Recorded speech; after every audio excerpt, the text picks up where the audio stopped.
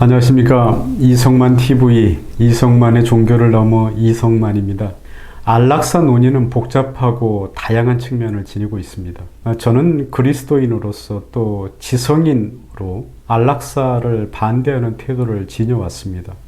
그러다가 의미심장한 이 책 제목에 끌려 1회 독을 하고 말았습니다. 바로 이 책입니다. 저자인 M. 스캇 팩 박사는 유능한 정신과 의사이면서 신학자요, 안락사 문제 전문가이기도 합니다. 그래서 이제 그의 글에 조심스러운 언어와 어휘 사용이 여기저기 문장에서 눈에 띕니다. 그의 안락사 담론이 저에게는 그동안 알지 못했던 우려보다 유익함이 더 컸습니다. 안락사가 죽음 앞에 직면한 인간의 지독한 고통으로부터 해방과 또 인간의 존엄을 끝까지 잃지 않게 하는 등의 장점이 분명 없지 않지만, 그러면서도 안락사 과정에서 우리가 지금까지 간과해왔거나 잊지 말아야 할 가치가 있음을 M. 스캇 팩 박사는 다음과 같이 역설하고 있습니다. 그것은 안락사의 결정과 집행 등 전 과정에 자신의 생명을 창조하고 유지해온 창조주 하나님의 참여가 반드시 있어야 한다는 것입니다. 그렇지 않으면 죽음까지도 제 손으로 하겠다는 인간 에고의 작동이 있다는 것인데, 그의 주장에 저는 주저없이 동의가 되었습니다. M. 스캇 팩 박사의 주장을 나름 요약해 옮기자면 이렇습니다.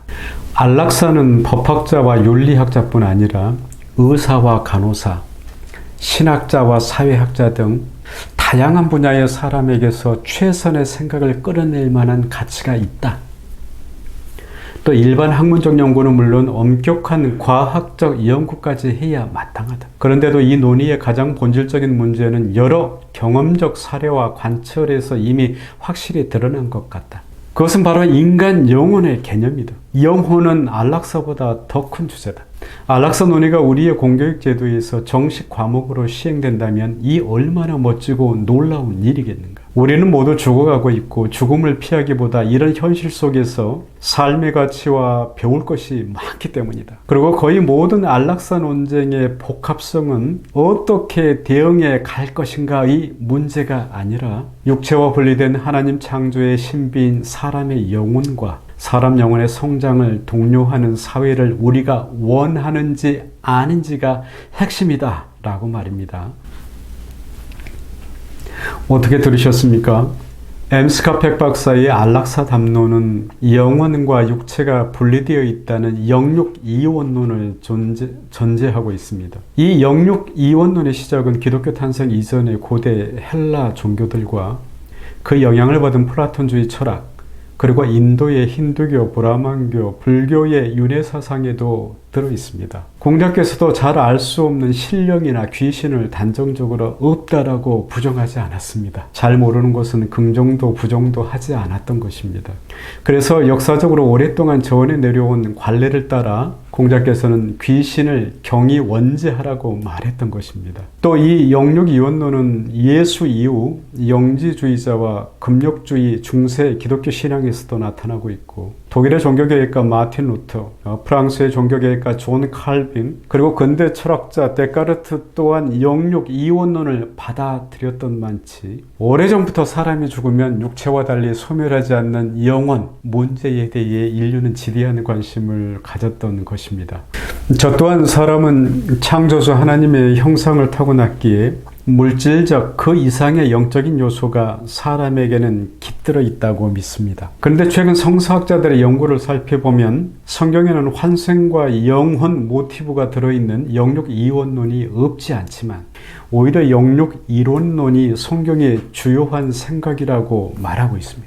드러내놓고 말은 안 하지만 대다수 기독교 신학자들의 견해라고 합니다. 그런 해석의 근거에는 구약 성경에 영혼을 표현한 히브리어 네페시나 신약 성경에서 영혼을 표현한 헬라어 푸시케 또는 사르크스는 영혼과 육체의 대척점에서 영혼을 가리키는 것이 아니라 인간이 동물적 삶과 대비되는 참된 삶, 진실한 삶을 가리키는 전인적 목숨 또는 하나님의 은혜 아래 있는 인간의 상태를 가리키는 용어라는 것입니다. 그러니 인간 안에 마치 불멸하는 무엇이 있어서 육체가 죽은 이후 부활이 있다고 생각해서는 안 된다는 해석입니다.